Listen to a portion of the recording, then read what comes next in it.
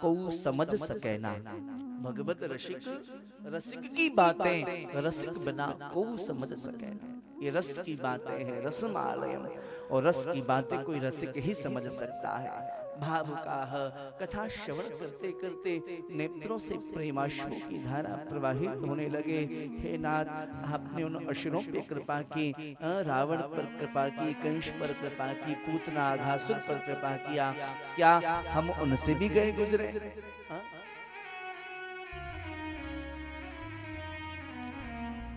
यह भाव करेंगे जब, तो श्री ठाकुर जी अंक में भर लेते हैं और कथा हृदय में आकर के बैठ जाती है, तब कल्याण हो जाता है जीव का।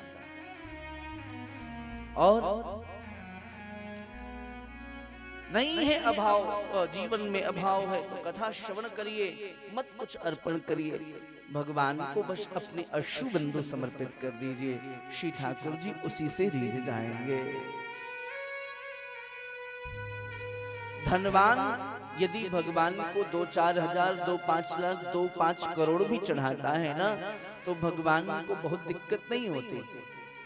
क्यों? बोले हमने इनको दे रखा है तो इन्होंने मुझे दिया, चलो अच्छी बात, उनको खुशी होती, मैंने दे रखा है तो इन्होंने दिया। लेकिन कोई अभावग्रस्त जीव महाराज ठाकुर जी को, महाराज 2-4 लाख नहीं, 2-4 हजार नहीं, 2-400 नहीं, 2-4 रुपए नहीं, यदि अश्रु की बिंदु भी चढ़ा दे, एक गुलाब का फूल भी चढ़ा दे ना, तो भगवान रोने लगते, मैंने इसको कुछ नहीं दिया फिर भी ये मुझे इतना प्यार करता है। आज ही सुना था मैं ये बात, पूरी डोंगरी जी महाराज की बात है।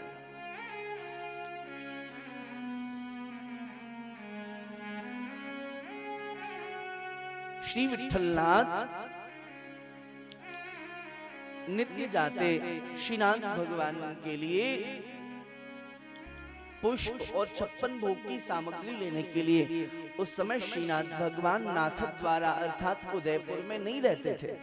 आप में से शायद कोई कभी गए हो नाथ द्वारा, बड़े ठाठ में रहते हैं श्रीनाथ भगवान। वहां तो दास को श्री ठाकुर जी को कथा श्रवण कराने का भी अवसर मिला। तो उस समय श्री गिरिराज जी में विराजते श्रीनाथ भगवान, और नित्य श्री विठल लाई जी जाते आगरे में और श्री ठाकुर जी के लिए 56 भोग लेकर के आते, सामग्री पुष्प आदि लेकर के आते। भगवान को जो सुंदर से सुंदर वस्तु है वह प्रदान करिए अपने सामर्थ्य के अनुसार। श्री ठाकुर जी को अपना मानिए। तो एक बार गए, एक कमल का पुष्प प्रिय लग गया, अच्छा लगा।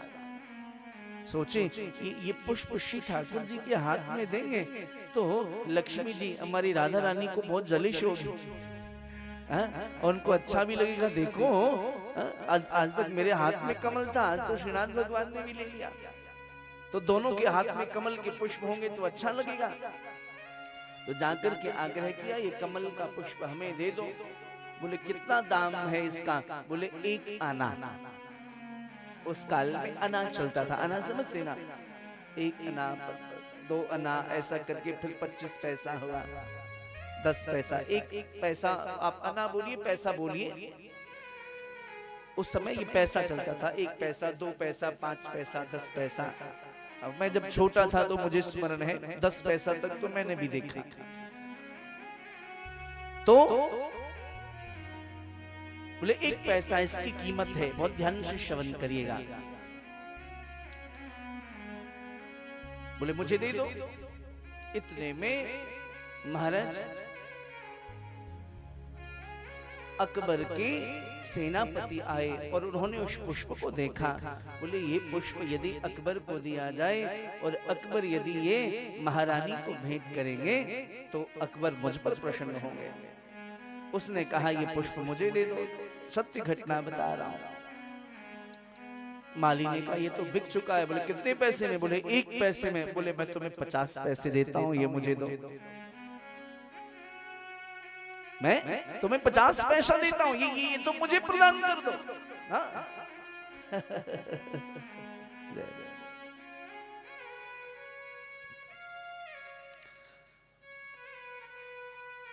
भगवान सुखदेव कहते हैं, श्री विठलनाथ जी ने मन में विचार किया अब क्या करें। उन्होंने बिना विचार किए 1 रुपए उसकी कीमत लगा दी। अब 1 रुपए लगाया तो सैनिक ने 10 रुपए लगाई, फिर उन्होंने 20 लगाई, उसने 50 लगाई, फिर विठलनाथ जी ने 100 रुपए लगा दिया। अब महाराज सैनिक ने, सेनापति ने सोचा ये छोटा सा पुष्प 100 रुपए में खरीद के ले जाऊंगा तो सूली पे चढ़ा देंगे राजा साहब, इतने में तो न जाने कितना पुष्प आ जाएगा। तो उन्होंने क्या किया, वो पुष्प छोड़ दी और श्री विठलनाथ जी ने वो पुष्प कहा मैं आपको दूंगा। अपने सारे वस्त्र उतार के दे दी हैं, बोले हमारे साथ चलो।